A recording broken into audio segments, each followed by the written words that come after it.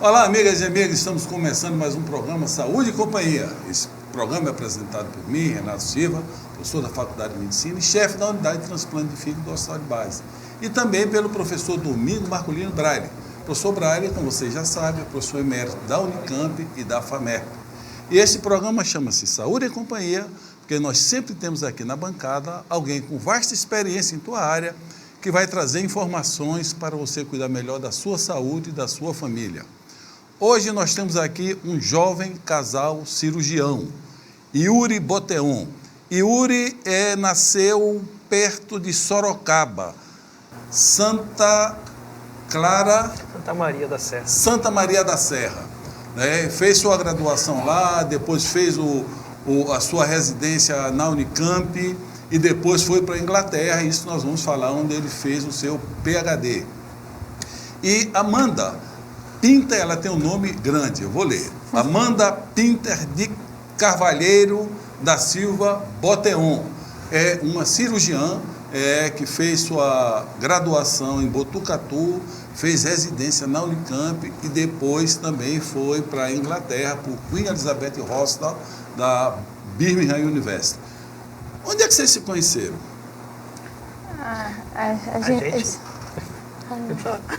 A gente se conheceu no final da Faculdade de Medicina, num curso de preparatório na USP em São Paulo, falando sobre transplante de fígado. É um curso de suporte avançado de vida em cardiologia, mas a gente justamente se conheceu por conta do transplante de fígado, que foi bem interessante, que os dois tinham muito interesse na área. O namoro começou nesse curso? Começou nesse curso. Começou basicamente pelo transplante. Quando foi? Foi no final de 2010, começo de 2011. Amanda, você vem de uma família de médicos? Teu pai é médico, tua mãe é médica? Não. Ninguém na minha família é médico, eu sou a única médica da família. E me explica um pouco, você saiu de São Paulo para fazer a faculdade em Botucatu. Isso. Tá? Como é que foi tua chegada em Botucatu? Como é que foi esse trânsito até você escolher uma mulher ser cirurgiã e ser cirurgiã de uma área tão complexa? Bom, eu fui para Botucatu com 18 anos de idade, fiz bastante trabalhos acadêmicos lá e mexia bastante com esportes também. E no terceiro ano da faculdade, me aproximei de um professor que fazia transplante de fígado e comecei a fazer a acompanhar o ambulatório e comecei a gostar do tema, né? Eu, na verdade, quis fazer medicina porque eu queria ser transplantadora cardíaca. E aí, quando eu comecei a acompanhar esse ambulatório no terceiro ano da faculdade, eu me encantei pelo fígado e aí fui para Pittsburgh, Thomas Starzl Institute, que é onde começou o transplante de fígado no mundo. O pai. Fui lá, fiquei um mês como observer, né, observando o serviço, e aí eu me encantei, e daí em frente eu segui e nunca mais desisti de ser transplantadora de fígado. Tá. Essa fase que nós temos, esse período de maturação da universidade, a primeira coisa é você saber se você vai ser clínico ou cirurgião. Quando você tinha em sua cabeça de ser uma pessoa que gostava de transplante, já era a parte cirúrgica ou algum tempo você pensou em ser um clínico de transplante? Não, eu sempre pensei em ser cirurgiã. Eu sempre quis ser cirurgiã, eu achava bastante interessante as cirurgias, o acompanhamento do paciente depois. Já tinha um pouco desse interesse e tentava acompanhar o máximo que eu podia dentro das minhas limitações do meu conhecimento como estudante de medicina na época. E pelo fato de eu ter ido para os Estados Unidos, né, nesse centro que foi o maior centro de transplante no mundo por muitos anos, né, onde formou a maior parte dos transplantadores do mundo, que o senhor sabe, eu me encantei mais ainda. E eu fiquei na parte cirúrgica lá, acompanhando cirurgiões. Isso que fez eu levar, e desde aquela época eu já tinha vontade de fazer uma especialização fora do país, em busca de um aprimoramento e um conhecimento de vida maior. Não foi Bacone que você trabalhou? Foi o professor Bacone. Foi o professor Bacone. Bacone sempre foi muito interessado em transplante de fígado, de intestino. Foi bastante. Então, na época, foi ele que me incentivou e me mandou, e eu fui para os Estados Unidos. E aí eu comecei a querer direcionar minha vida para esse lado. Isso que a Amanda está falando, dessa figura chamada Tom Stasi, foi o homem que pegou o transplante na fase completamente experimental, fez o desenvolvimento total do transplante até a parte clínica, é um dos heróis do transplante no mundo. Tudo que nós vamos estudar achando que é novo, quando você vai ver, ele já pesquisou, foi um homem genial, que dedicou a sua vida à pesquisa, e hoje nós temos transplante no mundo todo, graças a Tom Stasi. Mas a vida de cirurgião transplantador é uma vida dura, diuturna e tal. Isso te dá prazer? Ou você, das pessoas que gostam Porque o transplantador, ele não pode ser assim, aquele negócio tudo certinho, né? 8 horas da manhã ele acorda, vai, volta meio-dia. Isso em sua cabeça, como é que fica?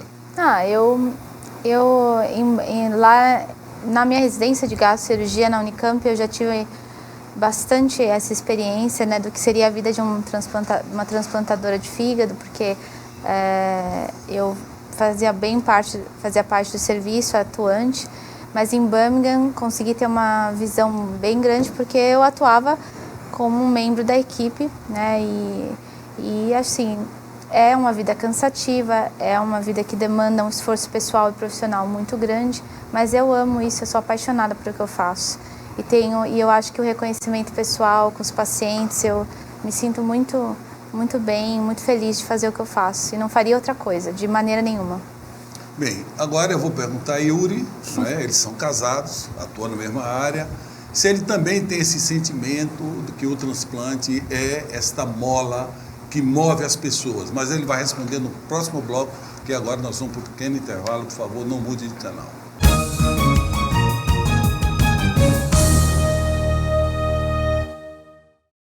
Itamaraty Contabilidade e Auditoria, 30 anos de serviço. Nem precisa dizer que vale a pena. Alcançamos todo o Brasil através da Rede Nacional de Contabilidade. Itamaraty Contabilidade e Auditoria. Inteligência fiscal é aqui. O bem sempre faz bem. Faça parte do consórcio solidário Javep em prol da APAI de Rio Preto e garanta vantagens exclusivas. Taxa de administração reduzida e parcelas a partir de R$ 503. Você troca de carro com mensais a partir de R$ 503. E ao fechamento do grupo, a APAI de Rio Preto receberá um Onix 0 km. Só quem é líder de vendas de consórcio Chevrolet no Brasil faz o bem para você e para as instituições da nossa região. Javep Chevrolet, há 50 anos andando na frente. Acesse javep.com.br e faça parte desse grupo solidário. Consórcio é Javep Chevrolet.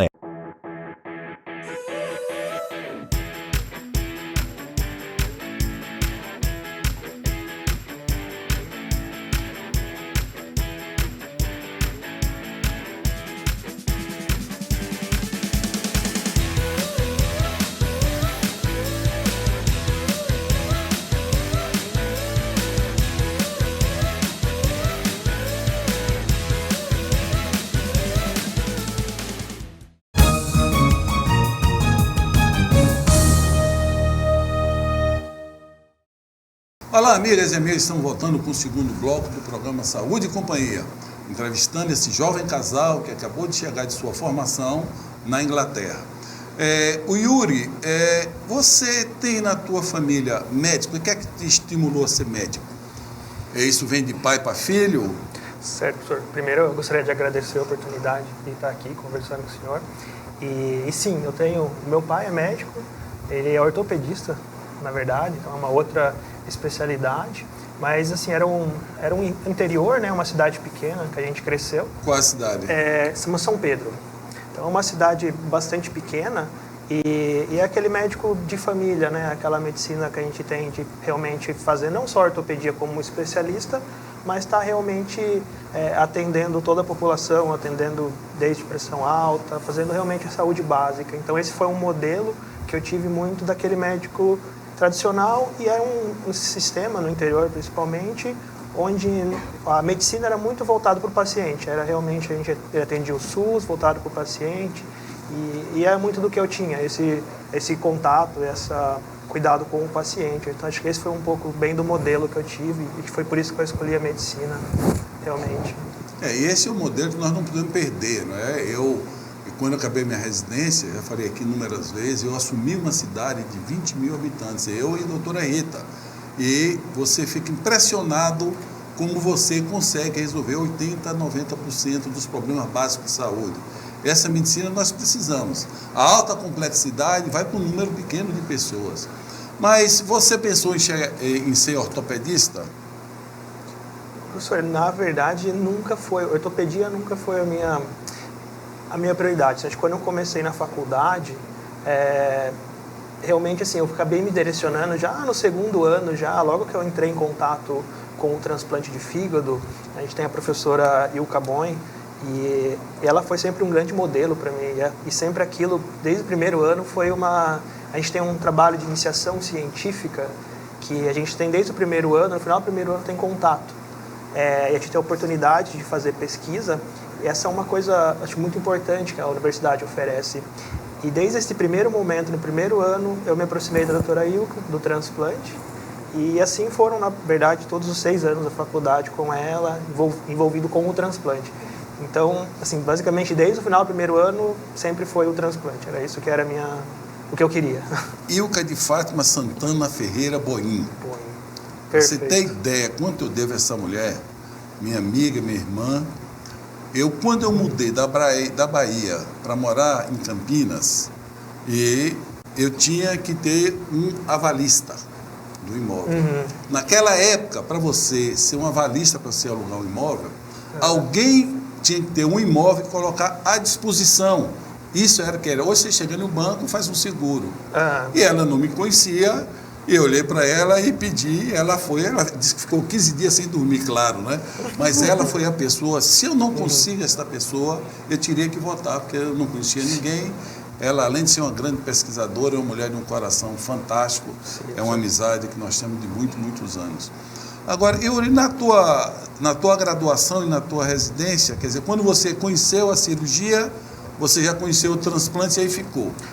Praticamente, professor. Realmente, como eu falei, realmente foi vamos dizer, acho que amor à primeira vista. Eu acho que o transplante é muito ame o deixo, realmente, como o senhor comentou, a Amanda comentou, é uma área que exige muita dedicação, né? Exige muito esforço pessoal. É uma área que a gente não tem horário para trabalhar e fazer as coisas. Mas a gente tem uma gratificação pessoal muito grande, né? Da gente poder estar realmente ajudando pacientes, realmente. Eu acho que volta um pouquinho naquela forma, realmente, como eu comentei no começo, da medicina, naquele princípio realmente de ajudar, né? E eu acho que a gente consegue ver muito no transplante, muito esse resultado, muito efetivamente, né? Eu vendo vocês aqui, fica passando um filme em minha cabeça, porque em 89 eu cheguei onde vocês estavam.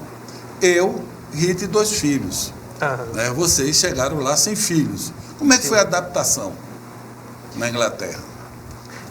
Assim, foi um pouco, assim, bastante, é diferente, assim, acho que é um outro país, é uma outra cultura, e acho que é uma visão interessante, acho que como pessoal, é uma coisa bastante interessante, você cresce muito, você está em uma diferente cultura, e existem algumas barreiras, não é o paraíso. A língua é uma barreira, principalmente para quem não é fluente no começo. Isso, assim, para mim, pessoalmente, foi um pouquinho mais difícil. Mas, assim, eu acho que são oportunidades de crescimento. Eu acho que a vida te oferece oportunidades onde você consegue crescer. E a adaptação inicial foi realmente um pouquinho mais difícil. Você vai num outro país, como o senhor falou da casa, lá a mesma coisa, né? A gente chega numa casa onde você tem que fazer um aluguel num outro país, você tem alguns critérios para fazer esse aluguel. E a gente deu sorte, a gente conseguiu uma oportunidade, uma pessoa que suportou a gente para conseguir, mas existem várias barreiras, várias dificuldades. Mas eu acho que tudo assim, acho que a vida é feita disso, e eu acho que isso que propulsiona a gente para ir para frente. E você acaba desenvolvendo outras percepções, né? Eu lembro que eu tinha uma época que as enfermeiras corriam de mim, porque eu tinha um gravador. Aí eu pedia a ela, grava essa frase aqui para mim. Tem uma época que ninguém queria, parecia aquele índio, né? Raoni, né? Que ele andava, tinha um índio aqui que ele andava com gravador. No início eu fazia isso, andava com gravador. Brigitte Ganso mesmo gravou, tem frase, texto maravilhoso, ela tem aquele inglês fantástico, né? Mas as dificuldades são inúmeras, né? As pessoas não imaginam. Todo dia eu digo, se tu quer amar o teu país, vai viver um pouco fora. Vai conhecer, nós temos problemas, existe problema no mundo todo e você vota com outro olhar para o país. Mas, Yuri, vamos falar especificamente de uma nova revolução que está tendo no transplante, que são as máquinas de perfusão, assunto no qual você fez o seu PhD. E eu gostaria que você falasse do impacto dessa nova tecnologia no transplante, mas você vai falar no próximo bloco, que nós vamos para um pequeno intervalo. Por favor, não mude de canal.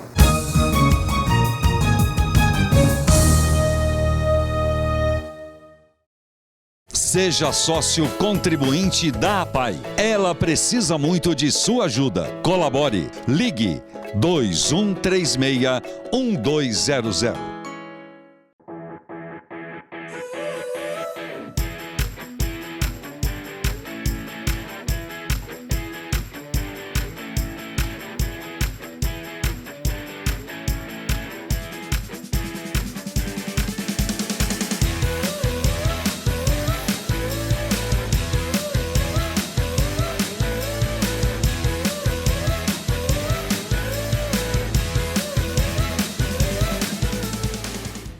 O bem sempre faz bem. Faça parte do consórcio solidário Javep em prol da APAI de Rio Preto e garanta vantagens exclusivas. Taxa de administração reduzida e parcelas a partir de R$ 503. Você troca de carro com mensais a partir de R$ 503. E ao fechamento do grupo, a APAI de Rio Preto receberá um Onix 0 km. Só quem é líder de vendas de consórcio Chevrolet no Brasil faz o bem para você e para as instituições da nossa região. Javep Chevrolet, há 50 anos andando na frente. Acesse javep.com.br e faça parte desse grupo solidário. Consórcio é Javep Chevrolet.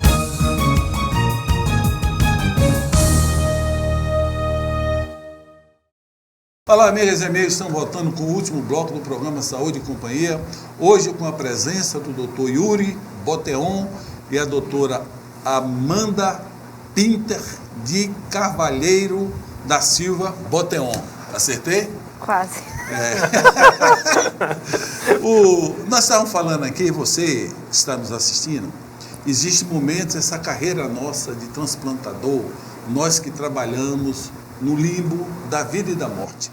Nós trabalhamos tentando tirar a vida da própria morte. E temos dificuldades imensas. Uma delas é quando uma pessoa morre, nós vamos retirar esse fígado e colocar em outra pessoa que está morrendo. Mas eu tenho que ter a certeza que esse fígado vai funcionar. E às vezes ele não funciona. E isso traz um transtorno muito grande, inclusive com chance de morte da pessoa. E agora tem uma tecnologia que vai nos auxiliar a vencer essa barreira. Explica aí, Yuri, o que é essa nova tecnologia? Perfeito, professor. Eu acho que realmente, como o senhor falou, essa tecnologia, o que a gente quer com essa tecnologia realmente é justamente isso, é realmente aumentar, ajudar mais pessoas. E acho que isso foi uma das razões que sempre me interessou muito essa área. Então, basicamente, o que a gente faz? A gente tem alguns órgãos de alguns doadores, de pessoas que estão doando seus órgãos que faleceram, que eles não têm eles têm uma qualidade um pouco mais limítrofe, uma qualidade um pouco mais marginal. E a gente, como cirurgião, como transplantador, a gente tem que trazer para os pacientes que a gente está transplantando não uma garantia, mas pelo menos uma certeza muito grande que a gente está beneficiando aquele paciente, que a gente vai trazer um benefício para ele. Quando um órgão marginal ou não de uma qualidade tão boa é transplantado, a gente sabe que esse paciente que foi transplantado, ele pode ter alguns problemas e ele pode acabar vindo a óbito por isso. Então isso é uma das coisas que faz a gente ser muito cauteloso ao escolher um órgão para transplante. E nesse momento da gente ser muito cauteloso, a gente acaba descartando alguns órgãos que são marginais, como eu falei, que tem uma qualidade limítrofe, e a gente não quer correr o risco, a gente não quer trazer esse risco para o paciente. Então a gente tem que dispensar esse órgão. E realmente, pelo bem do paciente que a gente está dando o órgão para ele. Então, nesse conceito, alguns órgãos a gente acaba dispensando. Que provavelmente poderia funcionar. Que provavelmente poderia funcionar. E hoje, como que a gente faz essa avaliação? Como que a gente avalia esse órgão? É basicamente a experiência do cirurgião. O senhor tem mais experiência, o senhor pode ver um órgão e falar, olha, eu acho que esse órgão funciona, porque na minha experiência de 30 anos eu já vi que funciona. Eu posso ser um pouco mais novo, posso ter um pouco mais cauteloso na escolha. Então, assim, é uma avaliação, digamos, subjetiva. O que a gente pretende trazer com a máquina é uma avaliação mais objetiva da função desses órgãos. Então, existem diferentes formas de perfusão, mas falando em termos de avaliação de função, hoje em dia a gente fica principalmente com a perfusão normotérmica, que normotérmica a gente se refere em relação à temperatura corporal. Então a gente coloca esse órgão numa máquina, num aparelho que vai perfundir esse órgão com uma solução que carrega oxigênio. Isso pode ser baseado em sangue ou algum outro carregador de oxigênio, e a gente mantém esse órgão a 37 graus Celsius, ou seja, na temperatura corporal. O que a gente consegue com isso é que aquele órgão ele está funcionando em pleno funcionamento fora do corpo. Então a gente tem uma avaliação extracorpórea da função desse órgão. Isso é importante porque a gente consegue avaliar esse órgão, então ver se ele está funcionando adequadamente. E, então, se tinha aquele órgão que eu tinha alguma dúvida, eu tinha aproximadamente, 2% de dúvida que eu achasse que ele poderia não funcionar no paciente, eu estaria jogando ele, descartando esse órgão, não aceitando ele para transplante, eu coloco ele nessa máquina e esse 2% de chance que eu tinha de que não funcionasse, eu consigo ver esse órgão funcionando. E aí eu consigo ter uma avaliação objetiva daquele órgão funcionando, de que ele pode ser transplantado. Então, com isso a gente pretende o quê? A gente consegue usar mais órgãos que não seriam usados. Eu acho que esse é o grande apelo. A gente transplanta mais pacientes, os pacientes que muitas vezes estão esperando um órgão por muito tempo e muitas vezes não conseguem esperar, a gente traz uma oportunidade para esses pacientes. Sem sombra de dúvida. Imagine que a pessoa está próximo da morte, a gente quer colocar um fígado para ela sobreviver. Se esse fígado não funcionar, a grande dificuldade é que nós não temos outro órgão disponível de imediato, essa pessoa, por lei, ele passa a ser o primeiro da fila, receber o primeiro órgão, mas às vezes não aparece, ou às vezes aparece tardiamente, e ele já está com problema no pulmão, no rim, e não consegue transplantar. Então, essa tecnologia vai trazer uma segurança para nós muito grande, não é? Porque como o Dr. Yuri falou aqui, é isto que nós vamos pela experiência, não é? E hoje nós vamos ter um dado objetivo. Você pega esse órgão, simula o corpo, ele fica funcionando, e daí você vai decidir ou não. Quando é que você se interessou, quando você chegou na Inglaterra, se interessou, estava sendo implantado? Conta um pouco da tua vivência lá. Como eu havia comentado aqui com o senhor, acho que desde que eu comecei assim, na Unicamp, eu tive exposição à pesquisa, foi sempre uma área que me interessou bastante. Que eu acho que assim, eu gosto bastante de desafios e entender como a gente consegue melhorar ainda mais. A gente faz, como médico, a gente ajuda muita gente, mas eu acho que existe uma tendência em mim de tentar procurar coisas novas, realmente, que tragam benefícios novos. E quando eu cheguei na Inglaterra, na verdade que eu tive exposição a máquina de perfusão. Lá estava começando um pouco mais assim, a pesquisa, estava bem nos estágios um pouco mais iniciais. E quando eu vi aquilo, eu vi aquela oportunidade e eu vi justamente, comecei a ler um pouquinho sobre o que é a máquina de perfusão e o que ela pode fazer de diferente. Realmente, assim, eu me apaixonei e falei, não, é isso que eu quero estudar, é isso que eu quero ver aqui na Inglaterra. E basicamente nisso aí já se passaram 4 anos e acho que foi realmente uma experiência enriquecedora. E foi aí que você fez o seu PhD? E foi aí que eu fiz meu PhD, professor. Justamente o título, até o meu PhD, até para o público entender um pouquinho, o PhD é o nome que eles dão para o doutorado, né, na Inglaterra. É muito similar ao doutorado no Brasil, a única coisa que envolve um pouco mais de pesquisa básica ou também fora a parte clínica. E assim, realmente, dentro dessa área, até o título da tese é justamente melhorando órgãos marginais usando a máquina de perfusão. E na Inglaterra, nesse centro, em Birmingham, eu tive a oportunidade de fazer diferentes estilos de perfusão e com isso diferentes órgãos, desde órgãos esteatóticos, que a gente fala, órgãos que têm gordura, até órgãos que tinham poridade, que foram descartados por outras razões. E com isso, acho que eu consegui assim, ver, existem diferentes opções e como se adequa, talvez, cada estilo para um determinado órgão. Então, isso tudo acho que foi muito, muito grande, acho que muito realmente enriquecedor. Yuri, infelizmente, nosso tempo está acabando. Vocês vão voltar aqui para continuar, que este é um avanço que vai mudar a história dos transplantes. Engraçado aquilo que nós estávamos falando de Stasi, quando você começa a ler máquina de perfusão, você vai lá para estágio, você vai lá para Carrel, né? Exatamente. Que estudou. Então, Exatamente. isso é que é importante da ciência e da pesquisa. Você está estudando alguma coisa agora que a população vai se beneficiar daqui a 50, 60, 80 anos. Fiquem com Deus, paz e saúde, até a próxima semana. Obrigado a vocês por ter vindo. Obrigada, Obrigado, obrigada. professor.